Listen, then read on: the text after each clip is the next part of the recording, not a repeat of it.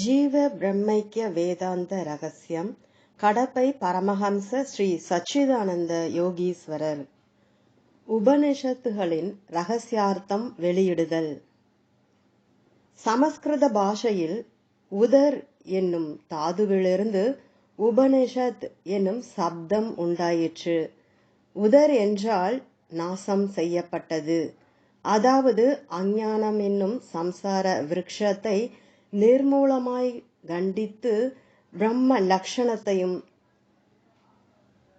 ததேத ஞானத்தையும் போதித்து ஜனன மரணங்கள் இல்லாமற் செய்து பிரம்மம் இப்படிப்பட்டதென்று தெரிவித்து அஞ்ஞானத்தை போக்கடித்து ஜீவ பிரம்மைக்கியத்தை போதிப்பதே உபனிஷத்துகள் என்று சொல்லப்படும். இந்த உபனிஷத்துகள் வேத வாக்கியம், அதாவது ஆதியில் மகா பிரளயத்தில் பர பிரம்மமானது அவதரித்து ஜலத்தில் சயனித்துக் கொண்டு சுரு நிஸ்வாச பூத்தமே விஷ்ணோ ஜாத்ஹ வேதாசு விஸ்தராக என்னும் சுருதி வாக்கிய ரீதியாய் நான் மூச்சை வெளியில் விட்டபொழுது அம்மூச்சிலிருந்து ரிக் யஜுர் சாம அதர்வனம் என்னும் 4 வேதங்கள் உண்டாயின. அதில் கர்ம பக்தி இப்படிப்பட்டதென்று, ஞான நுஷ்டானங்கள் இப்படிப்பட்டதென்றும் தெரிவித்து அதை உலகத்திலுள்ள மாணவ ஜனங்களுக்கு சுருதி ஸ்மிருதி பிரமாணங்களுடன் சொல்லி இருக்கின்றேன். ஆதலால் வேதங்கள் என்னுடைய வாக்கியங்கள் என்று அறிய வேண்டும். அந்த வேதங்களிலிருந்து ரிக்வேதத்தில் 21 பிரிவுகளும், யஜுர் வேதத்தில் 199 பிரிவுகளும், சாம வேதத்தில் 1000 பிரிவுகளும், அதர்வண வேதத்தில் 50 பிரிவுகளும் ஆக மொத்தம் 1180 பிரிவுகளும் உண்டாயின. இந்த 1180 உபனிஷத்துகள் உண்டாயின. இதில் ரிக்வேதத்திலிருந்து 10, யஜுர் வேதத்திலிருந்து 51, சாம வேதத்திலிருந்து 31 ஆக மொத்தம் 108 உபனிஷத்துகளை மாத்திரம் எடுத்துக்கொண்டார்கள். ஏனென்றால் இந்த 1180 உபனிஷத்துகளை பார்ப்பதற்கு நமது ஆயுட்பாகம் போதாமல் இருப்பதால் நாம் மோட்சத்தை அடைவதற்கு வேண்டிய முக்கியமான உபனிஷத்துகளை எல்லாம் பரிசித்து பார்த்த பொழுது 108 உபனிஷத்துகள் மாத்திரமே அகப்பட்டன.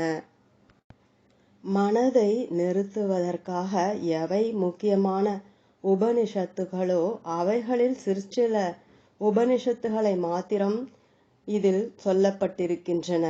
ஆதலால் குரங்கை போல் பல இடங்களிலும் ஓடித்திரியும் மனதை ஓடவிடாமல் நிறுத்தி நாம் எல்லோரும் முக்தியடைய இந்த ஜீவ பிரம்மைக்கிய வேதாந்த ரகசியமே மிகவும் முக்கியமானதாகும். ஆதலால் ரயிலுக்கு போகப்பட்டவன் தனக்கு வேண்டும் வஸ்துகளை தன் பிரயாணத்திற்கு எப்படி சித்தப்படுத்தி கொள்கிறானோ அதுபோல் நம்முடைய பிராண பிரயாண காலத்திற்கு வேண்டிய விஷயங்களை எல்லாம் இதில் உபதேசமாய் சொல்லி இருக்கின்றோம்.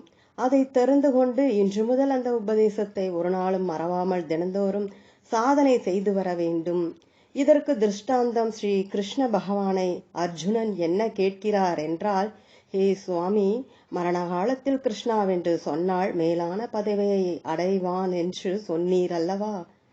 அதுபோல் மரண காலத்தில் நான் கிருஷ்ணாவென்று சொல்லுகின்றேன். அதற்கு பகவானான ஸ்ரீ கிருஷ்ணமூர்த்தி சொல்கின்றார், ஓஹோ, அதுவா உனது அபிப்பிராயம்? அப்படிக்கல்ல, நீ இப்பொழுது எந்த வஸ்துவின் மீது அதிக பிரீத்தியை வைத்திருக்கின்றாயோ அந்த வஸ்துவே உனது பிராண பிரயாண காலத்தில் சமீபத்தில் உன் எதிரில் வந்து நின்று காணப்படுமே ஒழிய என் நாமஸ்மரணை உனக்கு உண்டாகவே மாட்டா. ஆதலால் நீ இன்று முதல் சதா காலமும் என் நாமத்தை ஸ்மரித்து கொண்டு வருவாயாகில் உன் மரண காலத்தில் நீ பிரக்ஞ தப்பி இருந்த போதிலும் அந்த சமயத்தில் நான் உன்னிலே அந்தர்யாமியாயிருப்பதினால் என் நாமஸ்மரணை உன் ஞாபகத்திற்கு வரும்படி செய்வேன். ஆதலால் இன்று முதல் என்னை சதா ஸ்மரித்து கொண்டே வரக்கடவாய் என்று சொல்லினர். ஆதலால் ரயிலுக்கு போகப்பட்டவன் 10 நிமிஷங்களுக்கு முந்தையே ரயிலிடம் போயிருக்க வேண்டும். ரயிலில் வந்து நின்ற பிறகு ரயிலிடம் போய் சேரப்பட்டவனுக்கு ரயில் அகப்பட மாட்டாது. அதுபோல் நமது பிராண பிரயாண காலம் சமீபித்து தன் ஸ்மரணை தப்பி இருக்கும் பொழுது நம்முடைய பந்து ஜனங்கள் எல்லோரும் செவியினிடம் வந்து, அண்ணா எனக்கு என்ன சொல்லுகின்றாய், மாமா எனக்கு என்ன சொல்லுகின்றாய், அப்பா எனக்கு என்ன சொல்லுகின்றாய் என்று சிலரும், மற்றும் சிலர் ராமாவென்று சொல், கிருஷ்ணா என்று சொல், நாராயணா என்று சொல், கோவிந்தா என்று சொல் என்று உரத்த சப்தத்துடன் சொல்வார்கள். அந்த சமயத்தில் ராமனாகிலும் கிருஷ்ணனாகிலும் நாராயணனாகிலும் கோவிந்தனாகிலும் வந்து அவனுக்கு சகாயம் செய்ய போவதில்லை. இது விஷயங்களை குறித்து வரப்போகும் மகோபநிஷத்தில் விரிவாய் காணலாம். மனசா பாவ்யமா நோக தேக தாம்பாதி தேககஹ தேக வாணையா முகதோ தேக தர்மைர் நலிப்யதே. ஆதலால் இந்நூலில் சிவராஜயோக சமாதியில் சொல்லியிருக்கும் சோகம் மந்திரத்தை இடைவிடாமல் ராப்பகலாய் இன்று முதல் மூச்சுடன் சேர்த்து ஜபம் செய்து வந்தால் மரண காலத்தில் தான் ஸ்மரணை தப்பியிருந்த போதிலும் தன்னில் சாட்சி பூத்தமாய் இருக்கும் பர பிரம்மத்தின் அம்சமாகிய ஆத்மாவிற்கு கருணையுண்டாகி, ஐயோ பாவம், இவன் இதுவரையில் சோகம் மந்திரத்தை ஸ்மரித்து கொண்டு வந்தானே, இவனை கைவிடலாகாதென்று எண்ணி இவன் ஸ்மரித்து கொண்டிருந்த ஸ்மோகம் மந்திரம் அவன் ஞாபகத்திற்கு வரும்படி செய்விக்கும். ஓம். தொடரும்.